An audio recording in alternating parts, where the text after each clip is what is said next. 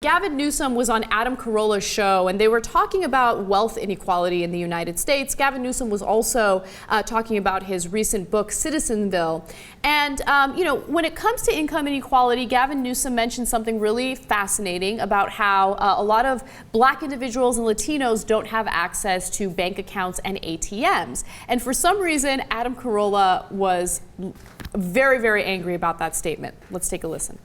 Half of African Americans in the state of California, roughly half of Latino families have no access to a checking account or an ATM. Things we take for granted. They don't have a checking account. What's wrong with them? And well, because they don't have the resources to sock those things away. Why do we have them? A lot of different reasons, but roughly half those families don't. And where do they why end do up? Armenians have them? But where they end up is in check cashing places. But I want to know why those groups. Why advantage. those two groups don't have access? Well, a lot of. Just happens to be that we can so talk they're about. Flawed? This. No, they're hardly flawed, but they're struggling. Genetically Folks are making flawed. their word. Hardly, not absolutely. But okay, do Asians have this problem? I mean, a lot of communities have. A lot of whites have these problems. Oh, but so that's not just black and Hispanic. No, but why did you bring up black and Hispanic? Because the magnitude is ominous.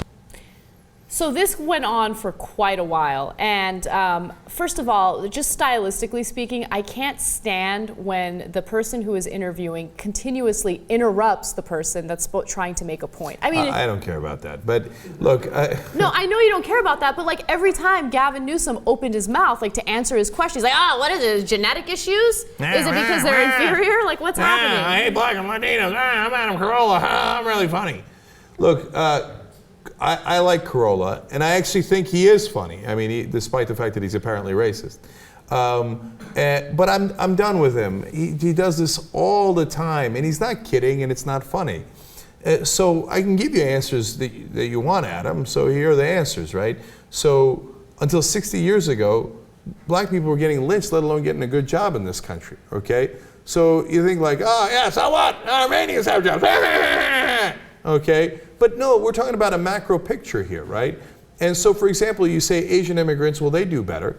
Now, when you talk about education, I agree with you, right? And the value of putting the right emphasis in culture, et cetera, right? But what he's trying to do here to his audience, clearly, is demonize blacks and Latinos. Like, they're lazy, they're not working as hard as Asians, et cetera.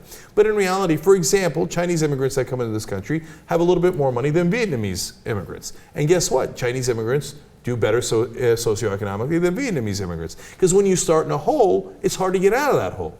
And on a macro scale, we've put black people in this country sometimes in the old days in a literal hole, and now in a metaphorical hole. And you're telling them, why didn't you get out in 60 years?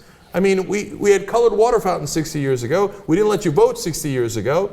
And, when I was growing up, it was the 1980s. The Civil Rights Act passed in 1964, right? It was 20 years ago. I know. So all those people were supposed to magically, the whole culture was supposed to become just as rich as Adam Carolla and all his white buddies. Well, you're an ignoramus and you don't understand anything. It's not to say that you can't constructively say to Latinos and African Americans, as I think I try to do, hey, let's emphasize education more, because it has worked well with some communities.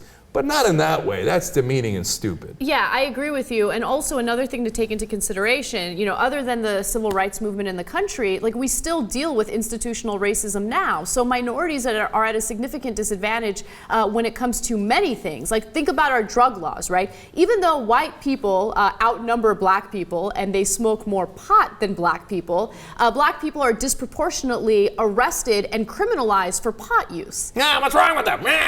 What's wrong with them? So stupid. All right, well, the list goes on and on. There's a study we did where if you have a black-sounding name on your resume, well, as opposed to a white-sounding name, the white-sounding name is twice as more likely to get a call back. You can't even get a job if your name sounds black. What's wrong with them? Maybe what's wrong with you, Adam, because you wouldn't call them back to give them a job. So then you blame them for not having a job, and then you make fun of them. Look, I'll give you a great example, and it involves Turks. Right? Because it sets this table really well so that even a dumb knucklehead like Adam Carolla can understand it, okay? So Turks in Germany are rather poor. Turks in America are rather wealthy. In fact, it's among the wealthiest ethnic groups in America. So how do you explain it? Turkey, good culture, they're all actors. Why don't blacks and Latinos do it? But wait a minute, why don't Turks in Germany do it? Well, it's because it's hard to get to America. So a lot of times the doctors, engineers, et cetera, were able to get visas and come to America. So they're already starting at an advantage. It's easier to get to Germany. So a lot of the people from the villages in Turkey that don't have an advantage, that don't have a lot of money, go to Germany. So it's not that Turks have a better culture or a worse culture. It's just that the Turks that were in Germany started in a hole. The Turks that were in America started with some advantages. And so guess what? The Turks in America do better than the Turks in Germany. Okay, is that simple enough, you knucklehead? If he was here, he'd probably say, what about blacks and Latinos? I hate them. They're poor. Right. No, I'm done with Corolla. No, he's an idiot. Look, I gave him wide berth because I actually think he's funny. And I think that in some ways he's smart.